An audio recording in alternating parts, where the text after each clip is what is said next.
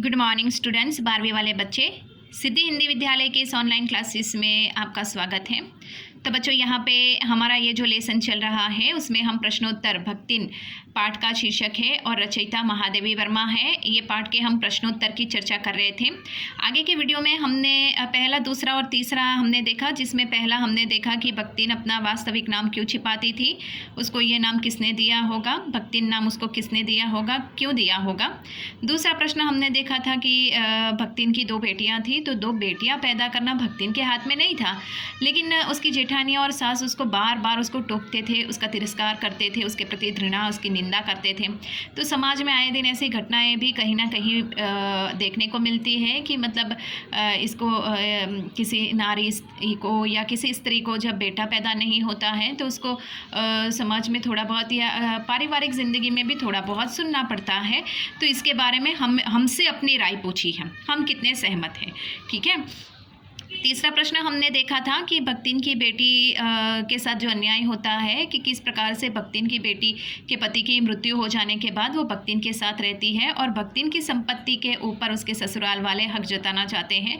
इसके लिए वो लोग क्या करते हैं, भक्तिन की बेटी की शादी उसकी जो बड़ी जेठानी के भाई है, जो तीतरबाज है, बदमाश है, उसके साथ वो करवाना चाहते हैं और एक षड्यंत्र के तहत वो शादी होती है और उसमें पंचायत एक तरफा फैसला सुनती है और भक्तिन की बेटी की शादी हो जाती है, जो गलत है और ऐसा नहीं होना चाहिए। अगर फैसला सुनना है तो दोनों पक्ष का फैसला सुनकर, दोनों पक्ष की बातें सुनकर फिर फैसला पंचायत को करना चाहिए। ये बात इसमें आती है। अब यहाँ पे बच्चों हमारे सामने चौथा प्रश्न है। तो चौथे प्रश्न में भक्तिन अच्छी है यह कहना कठिन होगा क्योंकि उसमें दुर्गुणों का अभाव नहीं, लेखिका ने ऐसा क्यों कहा होगा। तो उसके जवाब में बच्चों हमें लिखना है, ध्यान से सुनिए, जो मैं बोल रही हूँ वही आपको लिखना है, ताकि अगर आप कॉपी में भी लिखोगे तो भी कोई परेशानी नहीं है, अपने हिसाब से थोड़ा बना के भी लिखोगे तो भी कोई परेशानी नहीं है, लेकिन उसका जवाब मैं आपको यहाँ से बता रही हूँ कि उसमें लिखना है आपको कि भक्तिन महादेवी वर्मा की सच्ची सेविका है, इसमें 2 राय नहीं है, पर उसमें अनेक थोड़े बहुत दुर्गुण भी है, इसलिए वह अच्छी है। यह कहना लेखिका यानी महादेवी वर्मा के लिए थोड़ा मुश्किल है। उदाहरण के तौर पे वो लेखिका अर्थात महादेवी वर्मा ने बताया कि भक्तिन में कौन से दुर्गुण हैं कि इधर उधर पड़े रुपए पैसे वो उठाकर मटके के छीके में वो डाल देती थी। जब उसे कई बार पूछा जाता है तो वह सही ठहरने के लिए, अपने आप को सही सिद्ध करने के लिए कई प्रकार के तर्क देती थी। लेखिका के क्रोध से बचने के लिए वह बात को इधर से उधर करके बताने का झूठा नहीं मानती थी। वो दूसरों को अपनी इच्छा अनुसार बदल देना चाहती थी, पर स्वयं को नहीं बदलती थी। वह शास्त्रीय बातों की व्याख्या अर्थात शास्त्रीय सिद्धांतों पे चलने वाली थी। स्वयं पढ़ाई लिखाई में रुचि न रखकर हस्ताक्षर सीखने वाले की गुरु बन बैठी थी। तो ये भक्तिन के स्वभाव अर्थात उसमें जो थोड़े बहुत दुर्गुण हैं वो हमें लिखने हैं, जो लेखिका ने बताए हैं हमें कि भक्तिन वैसे स्वभाव से सेवक के रूप में बहुत अच्छी थी, पढ़ी लिखी ना होने के साथ भी वो अपना तर्क प्रस्तुत करती थी। तो हर जगह पे ऐसा नहीं होता है, तर्क प्रस्तुत करना यानी कि जहाँ पे ऐसा कुछ हमें लगे वहाँ पे ही हम तर्क प्रस्तुत करते हैं, हर जगह पे अपने तर्क को प्रस्तुत किया नहीं जाता। तो भक्तिन के स्वभाव की यहाँ पे विशेषता बताई गई है कि एक तो मैंने आपको वो पैसों की बात बताई कि उसको पैसे मिलते हैं यहाँ वहाँ से, तो वो गुल्लक में डाल देती है, और पैसों के बारे में जब पूछा जाता है तो वो कहती है कि वो कोई चोरी की बात नहीं होती है। महादेवी वर्मा के क्रोध से बचने के लिए वो कभी कभी अपने इधर उधर से उठाकर किसी बात को रख देती है, अपने तर्क को प्रस्तुत करती है। पढ़ी लिखी नहीं है, लेकिन जो शाही हस्ताक्षर करते हैं उनकी गुरु बन बैठती है।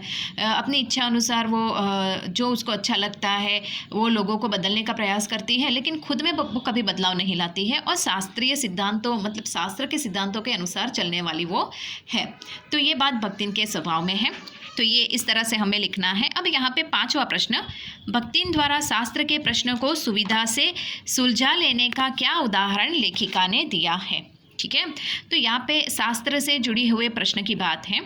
तो महादेवी वर्मा जब पूछते हैं अब होता है ऐसा कि वो कुछ बृहस्पतिवार की बात आती है, भक्तिन जो होती है वो शास्त्र, मैंने आपको कुछ पाठ जब पढ़ाया था उसमें तीर्थ गए मुंडाए सिद्ध, ये कुछ ऐसे कुछ मैंने आपको ये पंक्ति कुछ उसमें आई थी, ठीक है। और मैंने आपको बताया कि भक्तिन जो है वो संस्कृति, सभ्यता और शास्त्र में विश्वास करने वाली है। वो क्या करती है कि जैसे कि हर बुधवार को, हर बृहस्पतिवार को भक्तिन अपना सिर मुंडवाती है और लेखिका वो देखकर आश्चर्यचकित हो जाते हैं और भक्तिन से पूछते हैं कि हर बृहस्पतिवार को सिर मुंडवाने की क्या ज़रूरत है, लेकिन भक्तिन नहीं सुधरती है। और महादेवी वर्मा पढ़े लिखी है, इसके लिए वो महादेवी वर्मा के प्रश्न का जवाब क्या सिर्फ एक ही वाक्य में देती है, तीर्थ गए मुंडाए सिद्ध।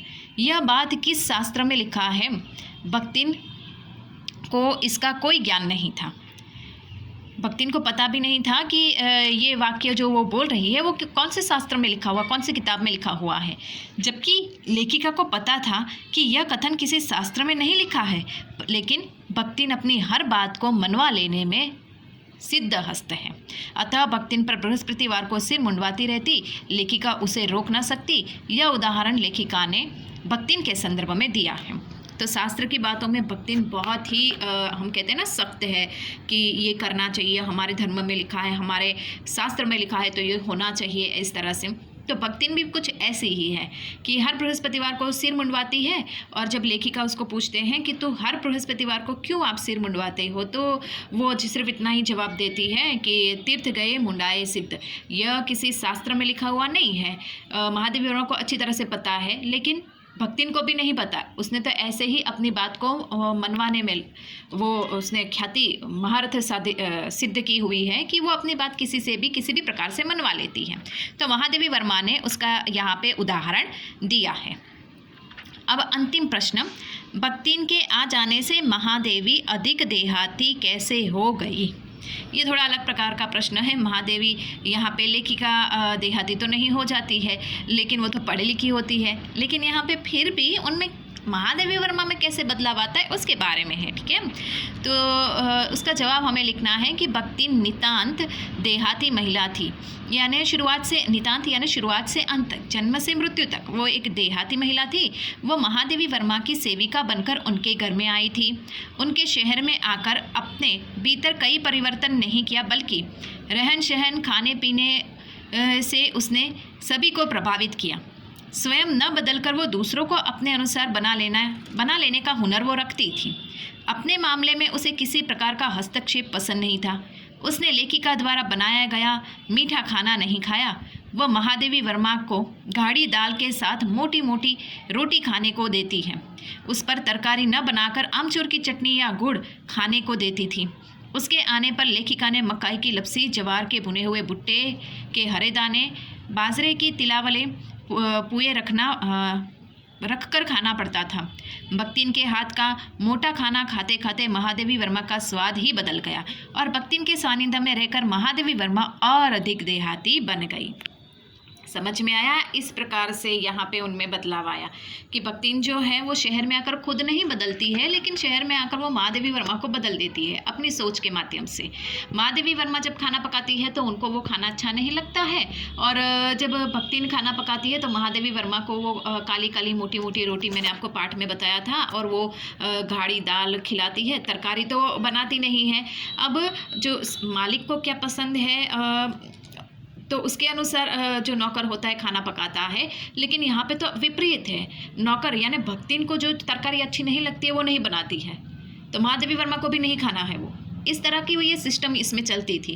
तो बच्चों इस तरह से यहाँ पे भक्तिन के साथ रह रहकर भक्तिन ने जो भी खाना खिलाया उसके प्रकार से महादेवी वर्मा का स्वाद भी बदल गया। अब यहाँ पे पाठ के आसपास के जो प्रश्न है ना बच्चों, ये हमें नहीं करने हैं, तो ये ज़्यादातर प्रश्न पूछे नहीं जाते हैं, तो इसको हम नहीं देखेंगे यहाँ पे, ठीक है।